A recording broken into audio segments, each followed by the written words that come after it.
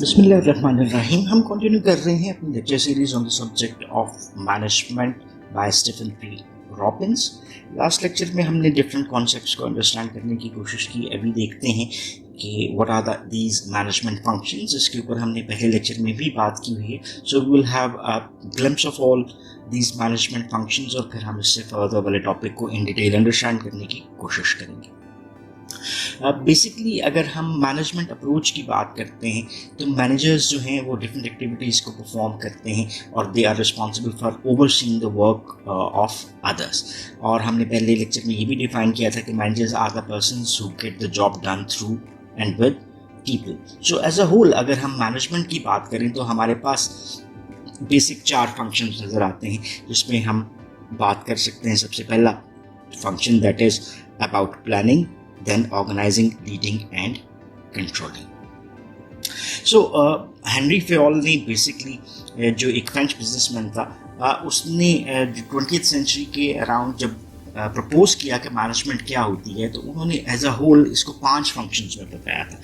ये 5 फंक्शंस हमारे पास नज़र आते थे: planning, organising, commanding, coordinating and controlling. So ये जो हमारा नेक्स्ट मॉड्यूल है जिसमें हम हिस्ट्री के ऊपर बात करेंगे उसमें भी इन 5 फंक्शंस को डिटेल में भी थोड़ा सा डिस्कस किया गया है। लेकिन आज मॉडर्न मैनेजमेंट में हम 4 फंक्शंस की ही बात करते हैं जिसको मैंने अभी आपके लिए डिस्क्राइब किया, that is planning, organising, leading and controlling. So हल्का सा ग्लिम्प्स लेते हैं कि ये 4 फंक्शंस क्या होते हैं। सो प्लानिंग बेसिकली क्या है? ये एक ऐसा फर्स्ट मैनेजमेंट फंक्शन है जो कि रिलेट करता है first, that is how to develop a plan. So management function that involves setting up goals, establishing strategies for achieving these goals. So ये 2 basic elements आपको इसके नज़र आते हैं और then उसके बेस के ऊपर हम plans को develop करते हैं ताकि integrate and coordinate कर सकें अपनी तमाम activities को। दूसरा function जो हमें नज़र आता है वो है organizing का। हमने प्लान कर लिया जिसमें हमने गोल्स को भी बना लिया, स्ट्रैटेजीज और प्लान्स को भी डिवाइस कर लिया। ये मैनेजमेंट फंक्शन ये बताता है कि हमने कैसे चीज़ों को अरेंज करना है और स्ट्रक्चर करना है to accomplish the organisational goals. So structuring of work is more related that who will perform all these activities और hierarchical functions क्या हो सकते हैं। Then third हमें element नज़र आता है that is the leading. So this management function involves working with and through people to accomplish organizational goals. पिछले लेक्चर में हमने इसके ऊपर डिटेल में भी बात की थी कि बेसिकली ये मोटिवेट करता है, गाइड करता है, कॉन्फ्लिक्ट्स को हैंडल कर रहा होता है, लीड करने की कोशिश करते हैं मैनेजर्स इसमें। और लास्ट फंक्शन जो हमारा कहलाता है वो है कंट्रोलिंग का।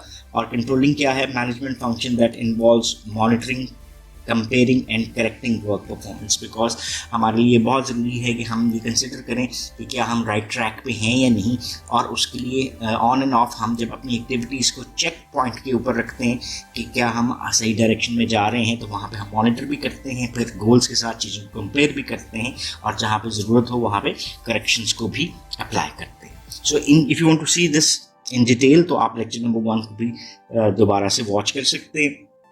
अभी हम मूव करते हैं Mintzberg's managerial roles and contemporary model of management. So Henry Mintzberg basically एक मैनेजमेंट रिसर्चर था और उसने जो मैनेजमेंट को स्टडी किया एट वर्क, वहाँ पर उसने डिफरेंट रोल्स डिस्क्राइब किए। सो अपनी एक कम्प्रिहेंसिव स्टडी थी जिसमें मिन्सबर्ग ने ये कंक्लूड किया कि जो भी मैनेजर्स कर रहे होते हैं वो बेस्ट उस अंदाज में कर सकते हैं जब वो इन डिफरेंट रोल्स में आते हैं। So in order to engage yourself in work you should be involved in a specific role. So इन रोल्स को हमने किस नाम से बुलाया? These are termed as managerial roles. ये क्या होते हैं जी? These are the specific actions or behaviors expected or and on and off and exhibited by a manager. So इधर थोड़ा सा रुकते हैं और सबसे पहले मैनेजरियल्स के साथ इस एक लफ्ज़ जो रोल का है उसको अंडरस्टैंड कर लेते हैं। What is a role? जैसे just take example of a movie. अब इस मूवी में आपको क्या नजर आता है? There might be a hero, there might be a villain. अब हीरो का रोल जो भी शख्स कर रहा है उसकी एक्टिविटीज़ डिफर करती हैं। एक विलन का जो रोल कर रहा है उसकी एक्टिविटीज़ डिफर करती हैं। सो अगर वो उसी के मुताबिक अपने एक्शंस को परफॉर्म कर रहे होते हैं तो हम उस बंदे को इस एक रोल में प्रेफर करते हैं। सो हमें कोई मूवी में कहीं लिखा तो नहीं हुआ कि ये विलन है और ये हीरो है, लेकिन हम उनके एक्शंस से डिस्क्राइब करते हैं कि this person is the hero of the movie and this person is the villain of the movie. So यही रोल जब हम मैनेजरियल कॉन्टेक्स्ट में देखते हैं कि स्पेसिफिक बिहेवियर्स और एक्शंस हैं जो कि हम एक किसी इंडिविजुअल से चाह रहे होते हैं कि वो उनको परफॉर्म कर रहा हो, तो वो क्या है, वो एक मैनेजर कहला रहा है। सो मैनेजरियल रोल्स क्या हैं, इसको थोड़ा सा अंडरस्टैंड करते हैं। जैसे एक कॉमन एग्जांपल लें तो आप क्या कर रहे होते हैं, आप कई रोल्स को प्ले कर रहे होते हैं। जैसे for instance you might be a student at the moment, लेकिन यू माइट बी अ सन और अ डॉटर दूसरे रोल में, या फिर आप एक ब्रदर भी हो सकते हैं, एक सिस्टर भी हो सकते हैं। You might be a parent, you might be a father. Means एक इंडिविजुअल कई रोल्स परफॉर्म करता हुआ आपको नजर आता है। सो अब मैनेजरियल कॉन्टेक्स्ट में जो हमारे पास डिफरेंट रोल्स आते हैं उसको अंडरस्टैंड करने की कोशिश करते हैं according to the Henry Mintzberg. Henry Mintzberg ने 3 बेसिक रोल्स के ऊपर बात की। पहला रोल उसने कहा इंटरपर्सनल है, दूसरा उसने कहा इंफॉर्मेशनल रोल है, और तीसरा डिसीजनल रोल कहलाता है। सो इनको वन बाय वन अंडरस्टैंड करने की कोशिश करते हैं। ये इंटरपर्सनल रोल से क्या आता है, as the name shows interpersonal among people. वो कहता है हेनरी मिंचबर्ग कि दिस रोल इन्वॉल्व्स पीपल। अब एक मैनेजर के अराउंड कौन लोग होते हैं, जैसे एक मैनेजर अपने सबॉर्डिनेट के साथ काम करता हुआ नजर आता है, ठीक है, और देन उसके बाद पर्सन्स हैं आउटसाइड द ऑर्गेनाइजेशन।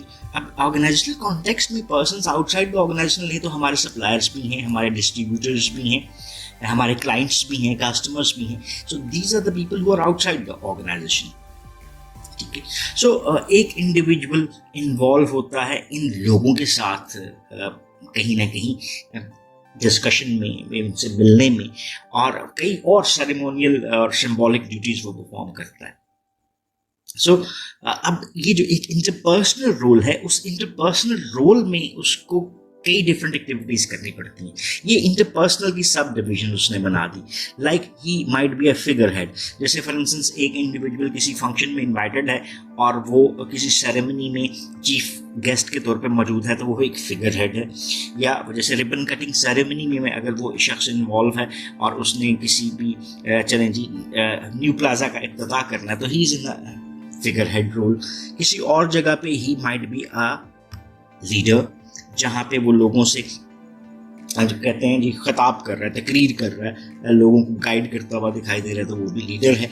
और there might be a person who is a liaison. जैसे एक इंडिविजुअल कस्टमर्स को अट्रैक्ट करने की कोशिश करता है, अपने सप्लायर्स को अच्छे तरीके से बार्गेन करने की कोशिश करता है, तो वो एक लायज़ॉन क्रिएट कर रहा है। सो ये आगे हमारे पास अकॉर्डिंग टू हेनरी मिंचबर्ग उसके इंटरपर्सनल रोल्स। देन हम बात करते हैं इंफॉर्मेशनल रोल्स, यानी as the name shows it might be related with the information. So एक इंडिविजुअल मैनेजर के जो एक्शंस हैं वो बेस किस पे करते हैं, इंफॉर्मेशन पे बेस करते हुए नजर आते हैं। तो इंफॉर्मेशनल रोल क्या हुआ, जहाँ पे वो इंडिविजुअल इन्वॉल्व होता है इंफॉर्मेशन को कलेक्ट करने में, रिसीव करने में, और देन डिसएमिनेट करने में। इंफॉर्मेशन की ये 3 जो बेसिक आपको फंक्शंस कह लें इंफॉर्मेशनल रोल में नजर आए, वो क्या हो सकते हैं, इसको थोड़ा सा अंडरस्टैंड करते हैं। कलेक्टिंग इन्फॉर्मेशन, क्या किसी भी मैनेजर का कोई भी डिसीजन विदाउट इन्फॉर्मेशन होता है? नहीं। So he has to collect some information. फिर जैसे फॉर इंस्टेंस आप मेरे सबऑर्डिनेट और मैं आपका मैनेजर हूँ, then I ask some daily report from you, then I ask weekly और मंथली रिपोर्ट्स। तो मैं क्या कर रहा हूँ, मैं ये रिपोर्ट्स कलेक्ट करके इसको फर्दर अपग्रेड करता हूँ और देन हर मैनेजमेंट को भेजता हूँ। तो इस वक्त मेरा रोल क्या हुआ, रिसीविंग का, कि मैं इंफॉर्मेशन गैदर कर रहा हूँ। एंड देन जब मैंने इस इंफॉर्मेशन को अपनी हायर मैनेजमेंट को भेज दिया, तो then I am involve in disseminating information. या मैं अगर आपको इंस्ट्रक्शंस फॉलो करने का कह रहा हूँ, डिस्कस कर रहा हूँ आपके साथ, तो मैं कंपनी पॉलिसीज को डिसएमिनेट कर रहा हूँ आप तक। यानी इंफॉर्मेशन का ये डिसएमिनेशन रोल अपवर्ड्स और डाउनवर्ड्स आपको दोनों नजर आए। अगर ये इंफॉर्मेशनल रोल्स को हेनरी मिंचबर्ग के मुताबिक देखें तो उसने 3 इंफॉर्मेशनल रोल्स बनाए, जहाँ पे एक इंडिविजुअल मॉनिटर होता है, जहाँ पे वो इंफॉर्मेशन को देख रहा होता है। एक जगह से दूसरी जगह इंफॉर्मेशन को पहुंचाता है और कहीं पे वो कंपनी के बिहाफ पे स्पोक्स पर्सन होता है। For instance I am doing a press conference, और जहाँ पे मैं कंपनी की ईयरली परफॉर्मेंस को डिस्कस कर रहा हूँ, या मैं आपके साथ मंथली मीटिंग में इन्वॉल्व हूँ और इस मंथ जो गुजर गया उसकी परफॉर्मेंस आपसे शेयर करता हूँ, तो मैं कंपनी के बिहाफ पे उसका स्पोक्स पर्सन हूँ। देन फाइनल जो आपको यहाँ पर एक रोल नजर आता है वो क्या है, that is the decisional role, और ये रिलेट करता है मेकिंग डिसीजंस और चॉइसेस दैट इंक्लूड जैसे entrepreneurial, disturbance handler, resource allocator और नेगोशिएटर। इसको भी थोड़ा सा देखते हैं। पहले जैसे नाम बता रहा है डिसीजन, डिसीजन किसको कहते हैं? Decision is a choice between two और मोर देन टू एलिमेंट्स। जैसे फॉर इंस्टेंस मैं आपसे सवाल पूछता हूँ कि आप क्या खाएंगे, पिज्जा या बर्गर? आप चूज करते हैं बर्गर। इसका मतलब क्या हुआ कि you have chosen between two elements. तो डिसीजन क्या हुआ, जब आप दो या दो से ज्यादा डिफरेंट एलिमेंट्स के बीच में से किसी एक को चूज करते हैं। अब एक मैनेजर की everyday activities involves various decisions to be made. किसको क्या काम देना है, डिसीजंस, ठीक है, किससे इंडोर काम लेना है, किससे आउटडोर काम लेना है। एक और डिसीजन आ गया, कौन सी स्ट्रैटेजी बेस्ट होगी जिसको हम चूज करते हैं, किस सप्लायर से हमने ऑर्डर देना है, किस कस्टमर से क्या बात। Means hundreds of decisions are made by a manager in a day.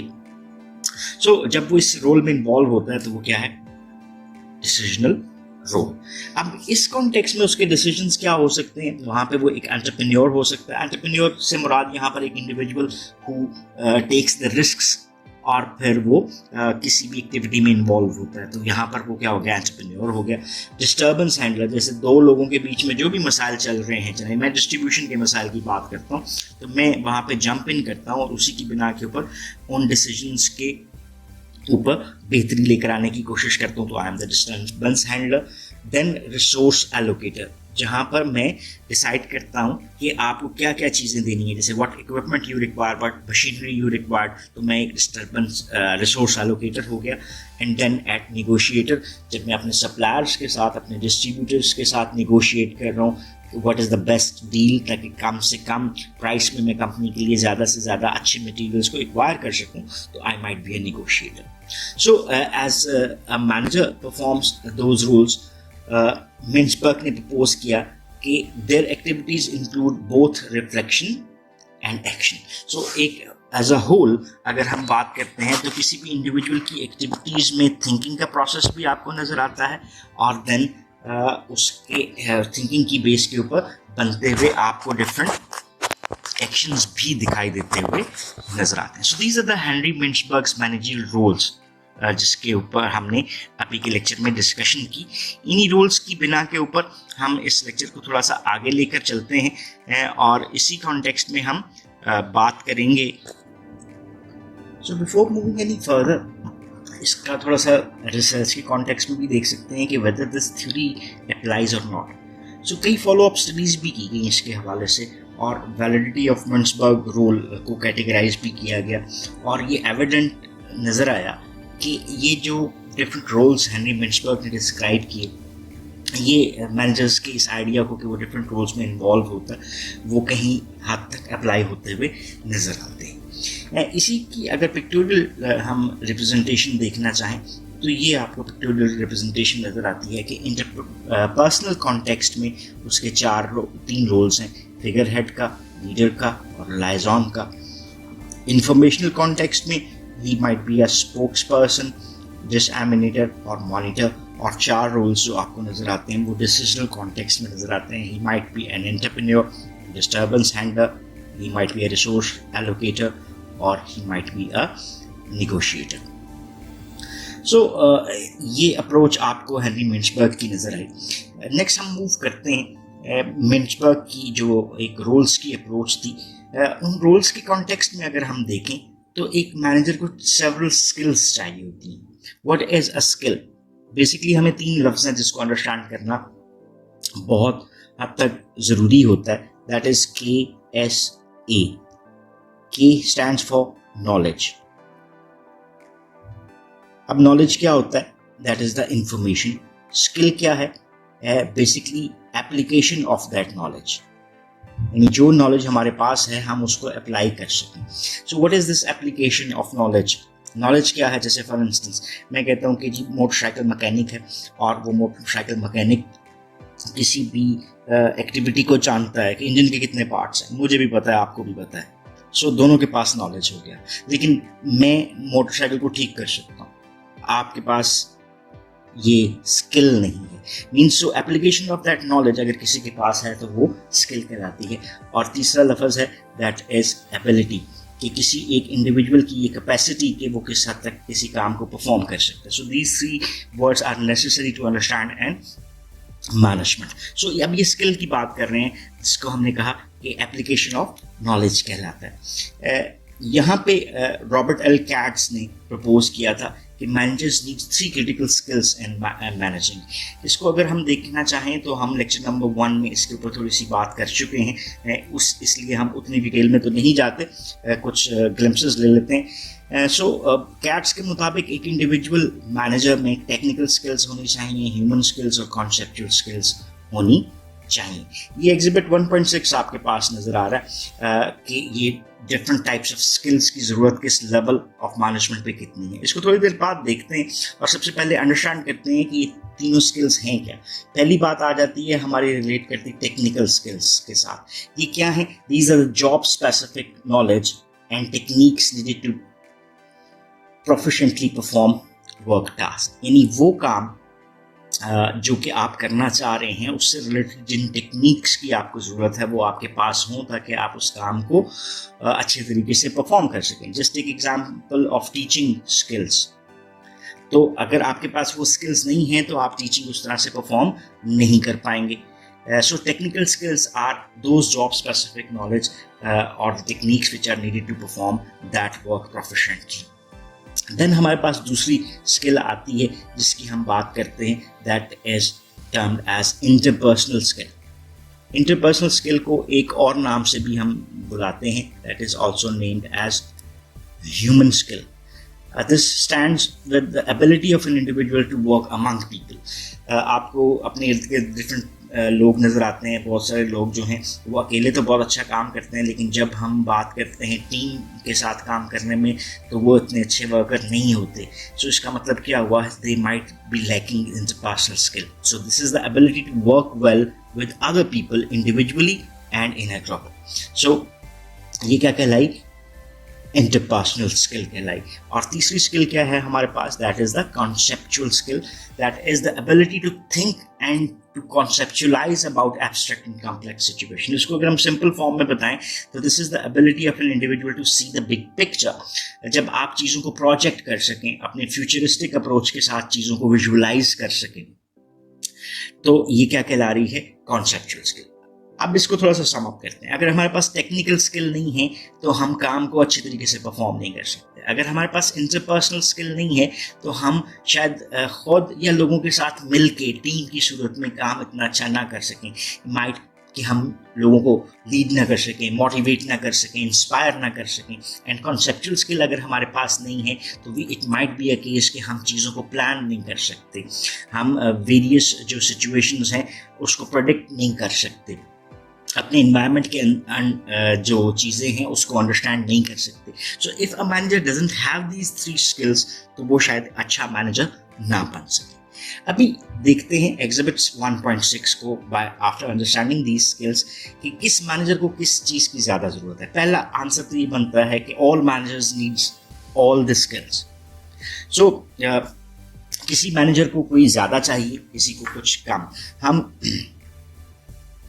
यहाँ पर देखते हैं, हमने एक लेक्चर जो देखा था उसमें हमने कुछ इस तरह की एक डायग्राम पढ़ी थी और इसको हमने डिफाइन किया था कि मैनेजरियल लेवल्स क्या होते हैं, और ये 3 लेवल्स हमने देखे थे, टॉप मैनेजर्स, मिडिल मैनेजर्स और लोअर मैनेजर्स। तो ये वही वाला कॉन्सेप्ट यहाँ पर आपको अप्लाई होता हुआ नजर आ रहा है। अगर हम देखें ये एक्स एक्सिस जो हमारा बना है और अगर ये टोटल 100% बनता है तो आपको नज़र क्या आ रहा है कि ऑलमोस्ट ये मिडल बना देते हैं जिसका, ठीक है।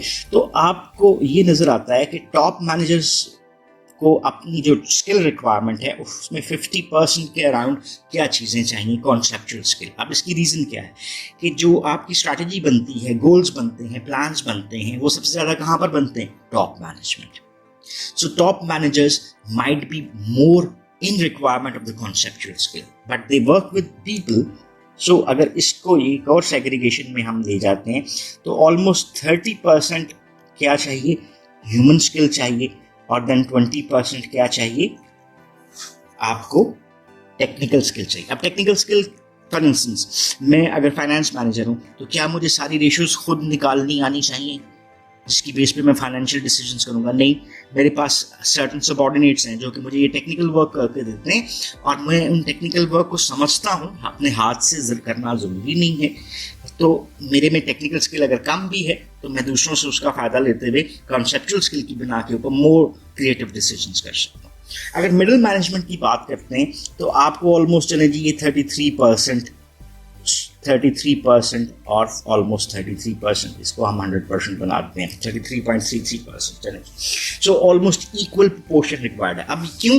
क्योंकि जो टॉप मैनेजर ने प्लान्स और गोल्स दिए थे उसको मिडिल मैनेजर के पास गए. अब उसने उसको लोअर लेवल के ऊपर लेकर जाना है तो उसके लिए फर्दर प्लानिंग रिक्वायर्ड है, वो उसने करनी है. उसने ज़्यादा मैनेजर्स के साथ काम करना है जो लोअर लेवल के ऊपर है, वो ज़्यादा लोगों को डील कर रहा है तो उसको ह्यूमन स्किल भी ज़्यादा चाहिए. और क्योंकि उसने ओवरसी करना है दूसरों के काम को ज़्यादा, तो उसकी टेक्निकल स्किल भी निस्बतन बेहतर होनी चाहिए ताकि वो लीड और गाइड उस अंदाज में कर सके. अब लोअर लेवल के ऊपर अगर आप जाते हैं तो 20% is requirement of a conceptual skill, then 30% of the human skill, and then आपको जो सुपरवाइजरी लेवल है वो क्योंकि डायरेक्टली ओवरसी कर रहा होता है वर्क ऑफ द ऑपरेटिव्स, तो उसको ऑलमोस्ट 50% क्या रिक्वायर्ड है, टेक्निकल स्किल रिक्वायर्ड है. So this is how these skills might be a requirement for the managers. तो ये हमने तीनों स्किल्स को देख लिया. और यहाँ पर कुछ एक जनरल कॉन्टेक्स्ट में भी आपको एग्जिबिट 1.7 दिया गया है जो कि इम्पॉर्टेंट मैनेजरियल स्किल्स के बारे में आपको कुछ इंफॉर्मेशन दे रहा है. जैसे हम ह्यूमन रिसोर्स को कैसे मैनेज कर सकते हैं, लोगों की कमिटमेंट को कैसे बेहतर करना है, चेंज लेकर आनी है तो कैसे करना है, काम को करने का तरीक़ाकार क्या होगा, ठीक है, साइकोलॉजिकली हम लोगों से किस तरह से बेहतरी में काम ले सकते हैं, and so on. So this ends our lecture. और इस लेक्चर में बेसिकली हमने बात की कि एक ग्लिम्प्स देखा कि मैनेजरियल कॉन्टेक्स्ट में फंक्शंस क्या होते हैं, planning, organising, leading and controlling. Then हमने बात की हेनरी मेंसबर्ग की और उसके मैनेजरियल रोल्स, इंटरपर्सनल, इंफॉर्मेशनल और डिसीजनल रोल को हमने देखा. देन हमने बात की कैट्स की कि उसने जो डिफरेंट स्किल्स बताई हैं मैनेजर्स के लिए वो क्या हैं, जिसमें हमने कॉन्सेप्चुअल, ह्यूमन या इंटरपर्सनल स्किल्स और टेक्निकल स्किल्स को देखा. और फिर हमने एट द एंड ये देखा कि what are the requirements for the top, middle and lower level management. So that's all about this lecture. If you still have any question or queries, then you can ask in the comment section and we will definitely have to answer those. So once again, thanking you. Have a nice time. Allah Hafiz.